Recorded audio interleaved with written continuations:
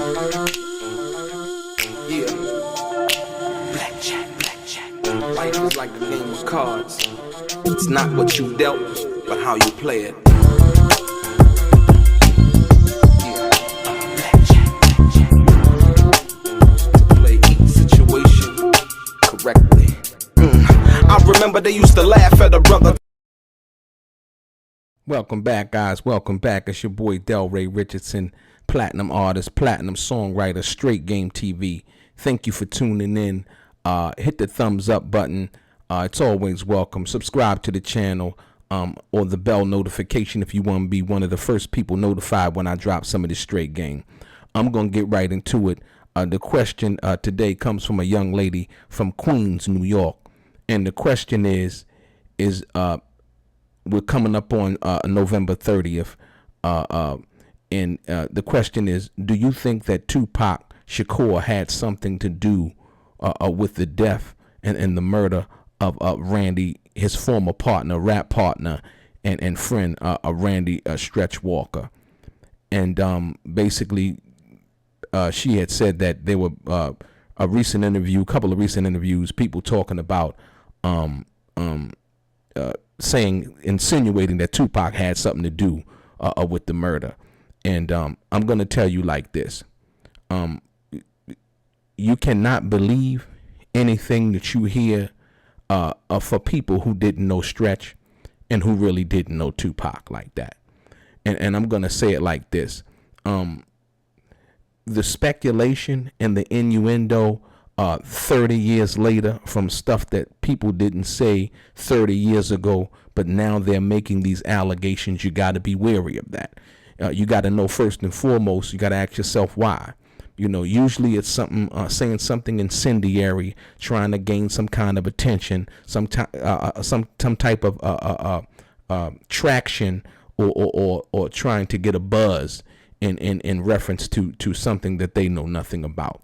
I'm going to tell you like this. I met Stretch Walker.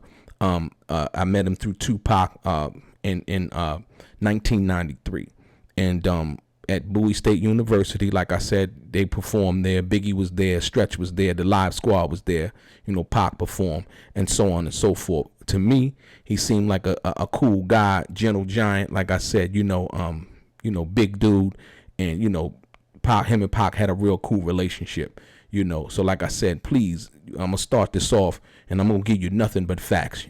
And I want you to understand this because, see, when you go around and you listen to people say stuff like that and you know that they really haven't done their research, I'm going to show you where they're making accusations in which Tupac already spoke on. You understand what I'm saying?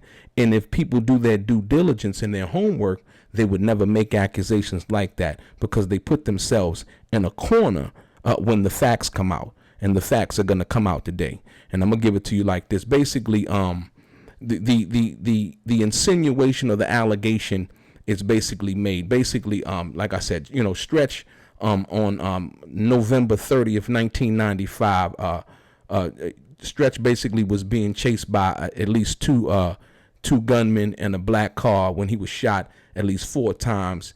And he crashed his minivan at the corner of 112th Avenue and 209th Street in Queens Village, New York, around about 12:30 a.m. And so, with that, if you're not familiar, a year before that, basically, Tupac had been shot in and around about at the same time. So now, if you wanted to be the conspiracy theorist, right, and you say, well, the coincidence of Stretch being shot 1 year later, basically, Stretch basically says his death occurred 1 year almost to the minute from the incident and last November 30th, when he and Mr. Shakur walked into a Times Square building housing a recording studio, and Mr. Shakur was robbed and seriously wounded. The shootings were 1 year and about 5 minutes apart, basically. So Stretch had been shot 1 year and 5 minutes apart from basically when Tupac was shot the year before, if you will, right?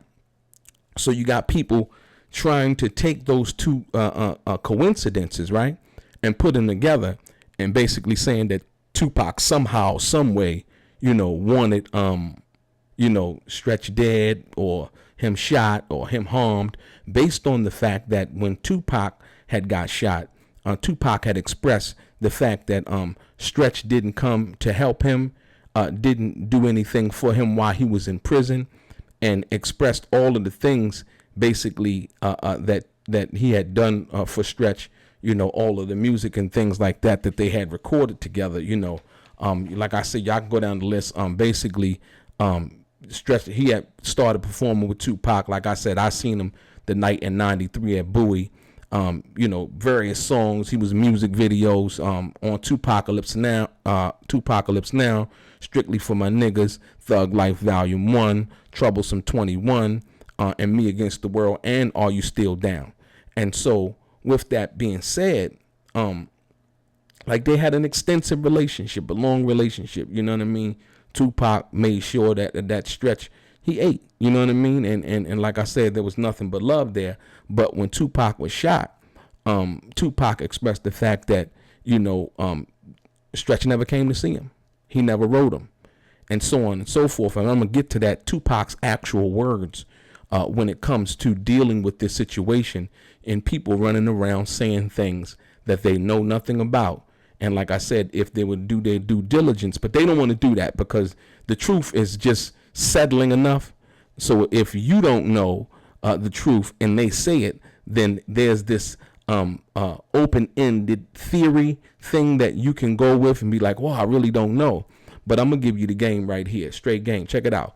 And so Tupac actually spoke on this himself. And the fact that he had spoke on it was real enough for me. So that's why I never really entertained anything. But like I said, since the sister from Queens, asked the question, it's a great question. And I'm going to give it to you like this. Basically, Tupac basically, said in reference to, this is what Tupac said, right? In reference to the Stretch situation. And Tupac said, Stretch was my closest dog, my closest homie. I did a lot of drama. I got into a lot of cases and shit because of Stretch. Money-wise, he could have had anything. His daughter was my daughter. Whatever she wanted, she could have. Then this shit happened, and the nigga didn't ride for me. He didn't do what your dog is supposed to do when you're shot up. When I was in jail, the nigga never wrote me, never got at me. His homeboys was coming to see me and mad he wasn't coming to see me. And he started hanging around Biggie right after this. I'm in jail, shot up, his main dog, and he hanging out going to shows with Biggie. Both these niggas never came to see me. And the question basically was asked, and before he passed, you never got a chance to talk to him. And Tupac's response was, ain't no words. The rules of the game are so self-explanatory. After all that went down, people are trying to say it's some sort of hit connection, basically insinuating Tupac put a hit on Stretch. And Tupac basically said, nah. Know what happened? Rules of the game. What comes around goes around. I never had no violent thoughts towards Stretch at all. I just didn't want to fuck with him no more. But I didn't want to kill him. He was my dog. Once you my dog, you my dog. He got shot up like I got shot. Everybody believed it was a random fucking robbery when I got shot. This nigga get killed. Now random shit don't happen. There are two methods of fighting. The one by law, the other by force. The first method is that of men, the second of beasts. But as the first method is often insufficient, one must have recourse to the second. Tupac Shakur's word, y'all. And so, once again, this information is readily available, right? But I know that you might not have time, energy, or access to really go and seek it out as I did. And so, like I said, and then, you have other things that would make you think that Tupac actually, had something to do with it, right? But Tupac spoke, and like I said, a lot of people like to go by Tupac's words now. These are facts. This is not me saying anything, telling you or want you to believe something because I want you to click and view on what I'm doing. These are the facts. That's why you should come here when you're trying to hear something in reference to that. That's why I take questions from Tupac's fans and people who really want to know something.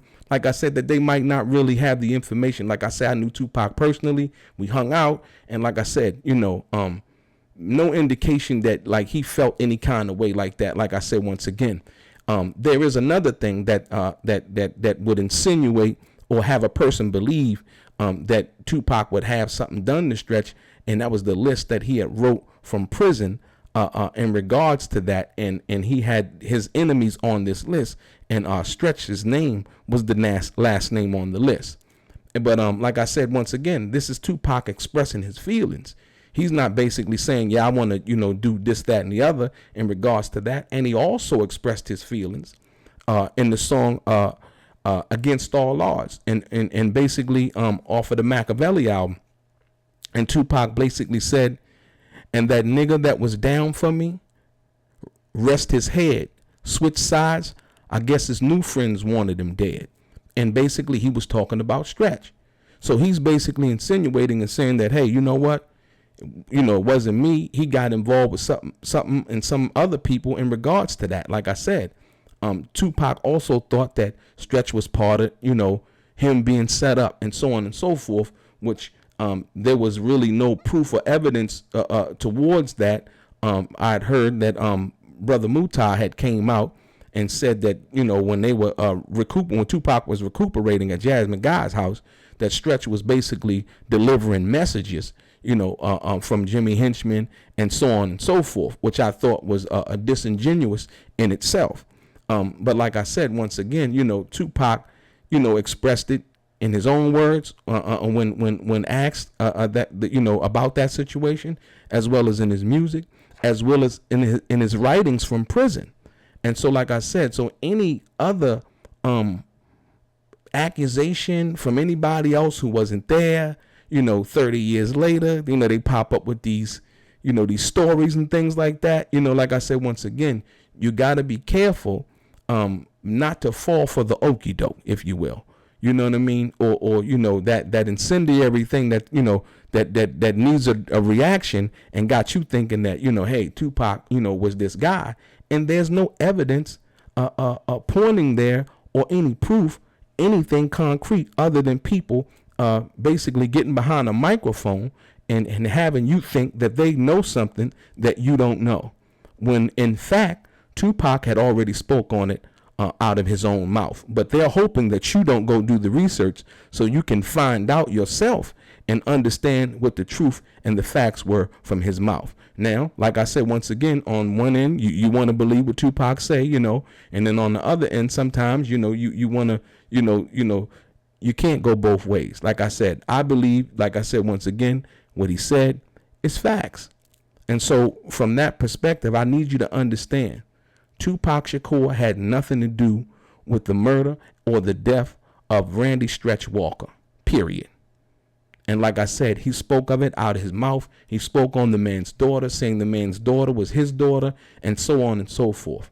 Like I said, once again. And furthermore, I'll leave you with this. The word on the street was basically it was some kind of drug debt, right? The only coincidence that would lead a person to think that it was something other than that and more sinister is the fact that it happened 1 year and 5 minutes to when Tupac was shot at Quad Studios. That's the part that, gets everybody like up in arms and so on and so forth. Like I said, but you're free to think what you want to think. I'm not here to tell you what to believe, but like I said, Tupac had said it out his own mouth. You know what I mean? And I take that as for what that was at that particular time. Like I said, your boy DELRAY, straight game.